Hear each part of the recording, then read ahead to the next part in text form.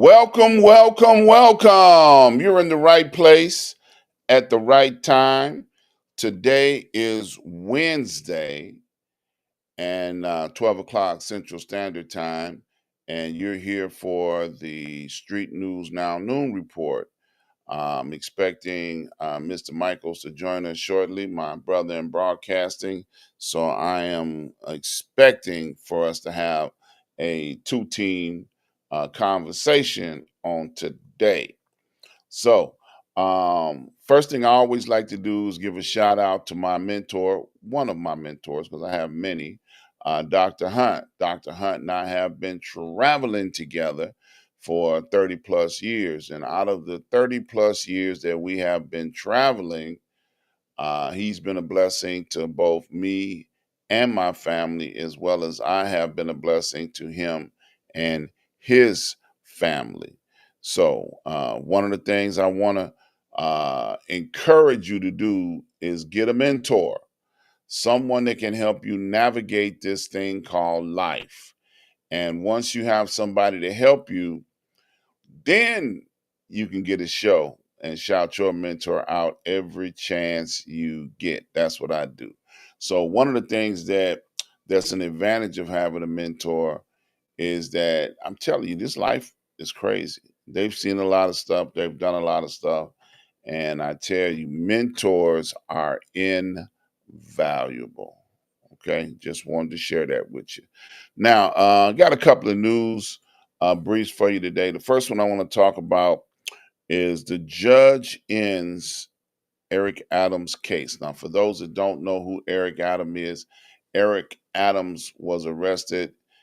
He's the mayor of New York City. He was arrested. They brought charges against him for corruption and all kinds of foolishness. They went after him. The federal government did. And when they went after him, they tried to, break him down, put him under their thumb.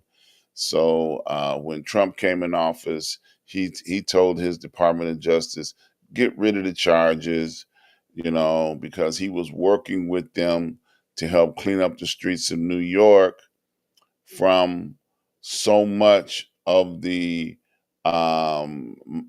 migrant criminal activity. Okay. So, like we're here in Chicago, we have some criminal activity from the migrants, but guess what? It's nowhere near as bad as the federal government said it was. So, therefore, the city of Chicago was not working with ICE, and they got mad at Chicago and they, well, we're going to investigate you. Well, come on, investigate. Okay. I mean, we always got something. If you look hard enough, you can always find something wrong. But in New York City, they came up with some things that obviously were forgivable, since he was helping point out some of the criminals from other countries that were doing criminal activities in New York. So they dropped the charges. And according to the report, New York Times said that, hey, evidently he doesn't have to cooperate with them any more than what he's always been cooperating.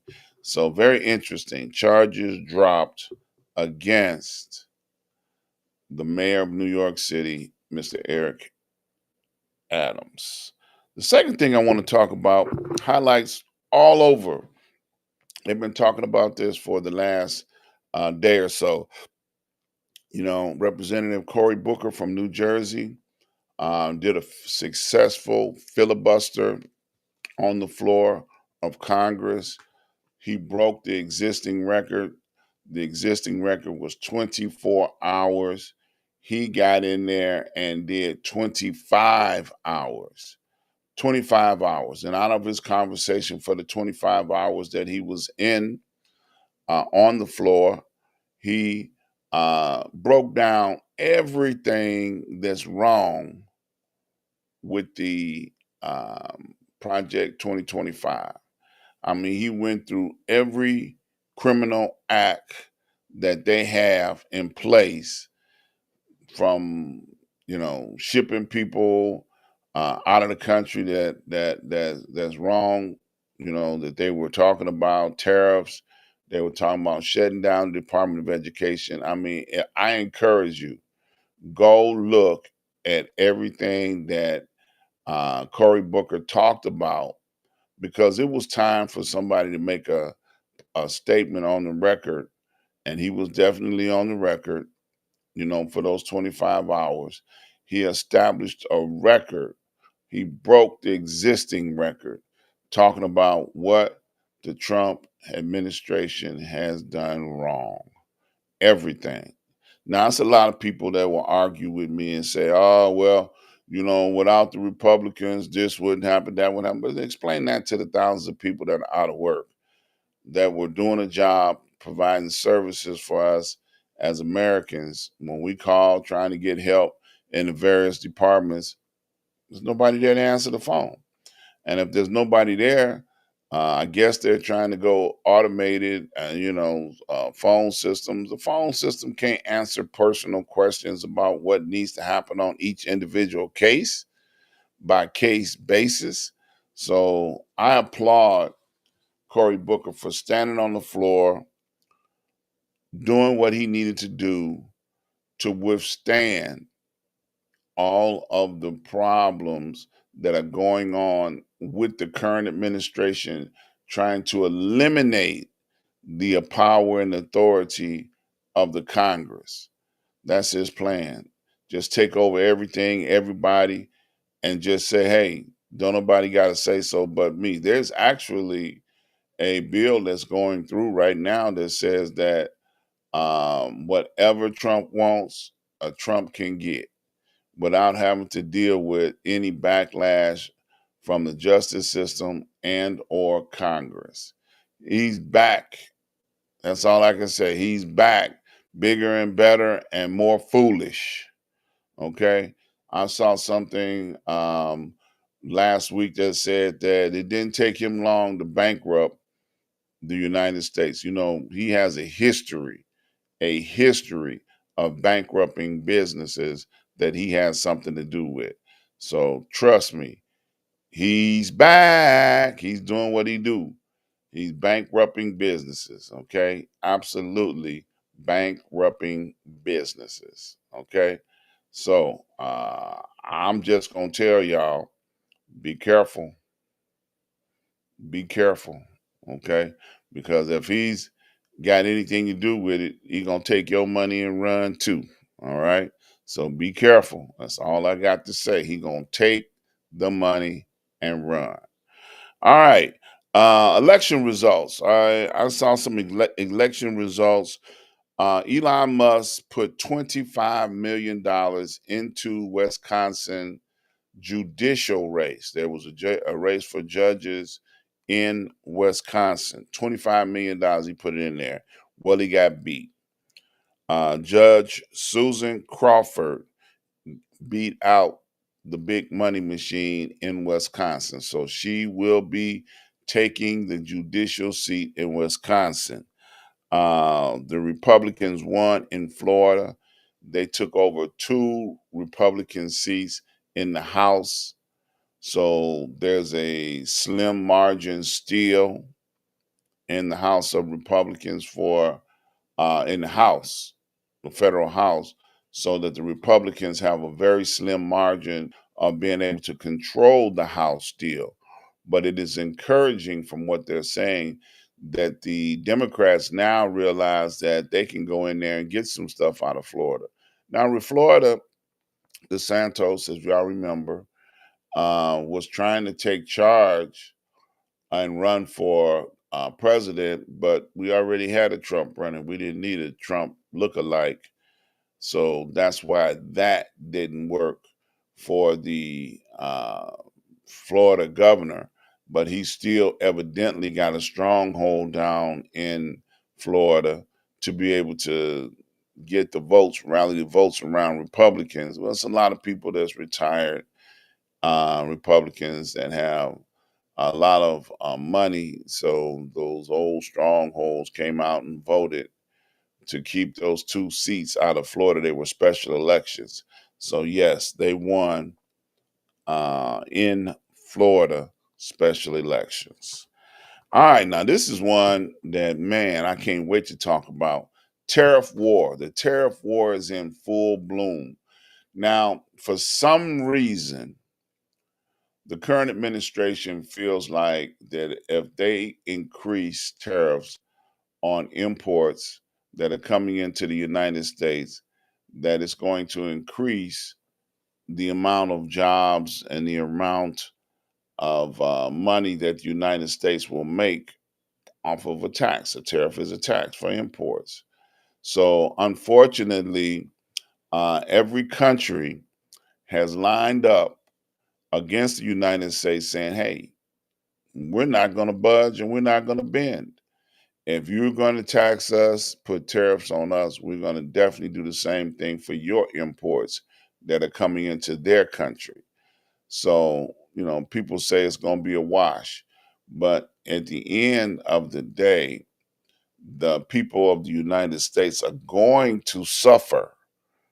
Prices are going to go up. I saw a report on yesterday that said next year in 2026, the cost of cars, because of parts and all the things that we need to keep cars coming out of factories, is going to be up at least another $6,000.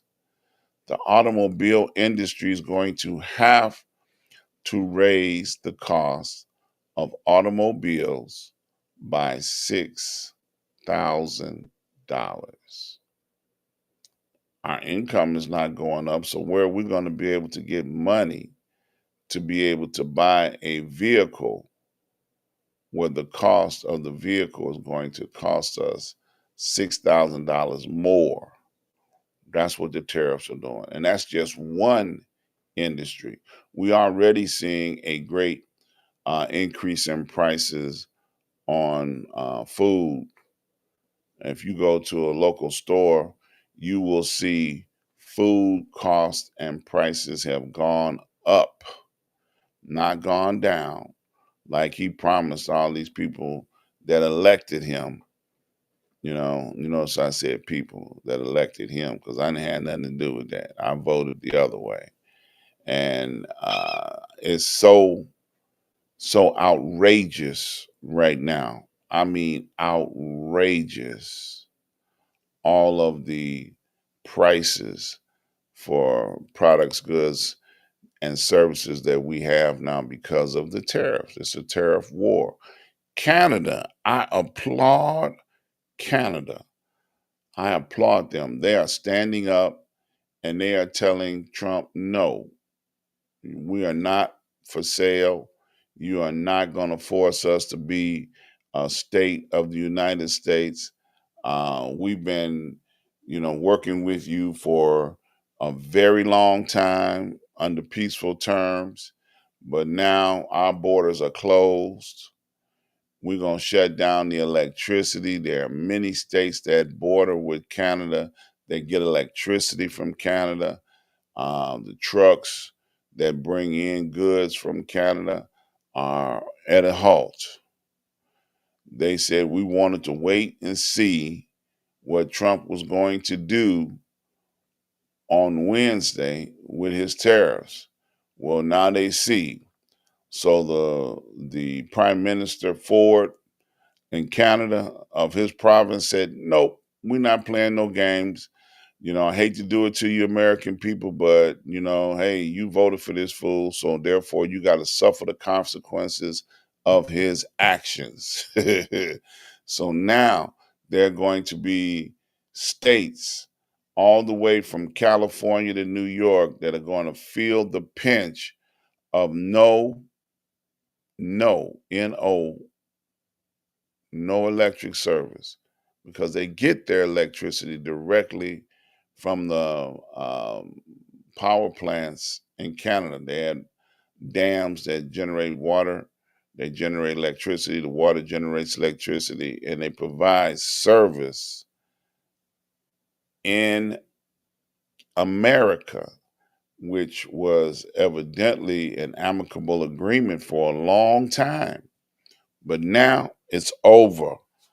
Shout out to Canada. Make them pay for their mistakes. All right. Now, this is something that I found that was very, very interesting. Mistakenly deported a legal citizen of the United States of America was deported to El Salvador. He was a resident of Maryland. He was deported in an ICE raid pickup. Now he's in a prison in El Salvador, and they're saying they can't get him out. So ICE has been making mistakes, picking up people that are not even migrants. They just snatching up folks and sending them on an airplane to El Salvador to a holding cell. And now he's a US citizen and they can't even get him back. They cannot get him back. This man is in El Salvador and he does not deserve to be there. You know, something's wrong with that on a major level. I I really don't understand why we can't get him back. If he's a US citizen, he should be able to put him on a plane and bring him back. You put him on a plane to take him over there, put him on a plane and bring him back. And that is a major problem. Wow, this whole pick up people and drop them off on another country's doorstep is totally out of control. First of all, you don't know who you picking up. Just because he got different skin color than you doesn't mean that he is not a citizen of the United States. That's the problem. I tell you, that's something to think about. All right. And my last comment, I did a show last Saturday where I talked about freedom of speech ain't free. If you get a chance, go over to my YouTube channel, Ask Dr.Ron, and you will see my commentary about freedom of speech ain't free. And then I ran across this story. A British student of Gambia, he's a citizen of Gambia, lives in Britain, was in the United States as a student going to school. He participated in a pro-Palestinian protest. His visa was canceled. He was evicted from the United States immediately. Freedom of speech ain't free. The cost of him protesting all of the people that were being tormented and tortured and murdered, Palestinians, cost him his visa in the United States. So, that being said, please understand freedom of speech is not free. All right. I want to invite you guys to go over to our website, streetnewsnow.com. When you get over there, if you're interested in doing a broadcast, fill out the form. Somebody will get in contact with you to help you fill out the form and get your show up and going. We got room here for many other shows. Please join us. We're growing the network. I've been talking to some broadcasters on last night, and I think we got them almost on board. Not sure, but I'm looking forward to working with some of these new broadcasters. We got a lot of legends across the country that love Mr. Lee Michaels, and they want to be a part of something that he is a part of.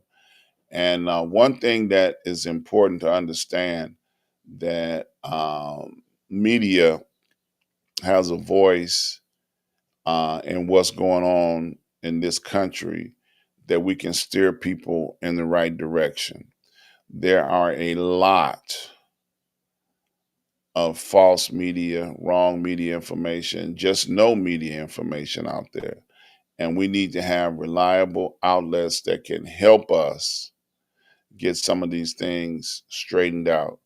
So I encourage you all to come on board. If you have a voice, use your voice. Let's educate, let's encourage, let's give people some information that they can do something with. We had an election here in the Chicagoland area on yesterday, and still low vote counts. We got to encourage people to come out and vote. So use your voice. Let's encourage people in the right way. So please join us. Come on, become a part of a network that can help your voice be heard. Okay. I just want to get that out there. So while you're here, you're looking at the show, please hit that subscribe, that like button, and the share. Share, put it on your social media pages so that people can be a part of what we're doing over here and they can see it. So I encourage you guys, be safe out there. Lee didn't make it for today, but that's okay. He'll make it next time. I just want to encourage you all to be safe out there because they're grabbing folks up and they sending them to places where they do not belong. So please be careful out there. And I look forward to seeing you guys on next week. So be safe. Peace.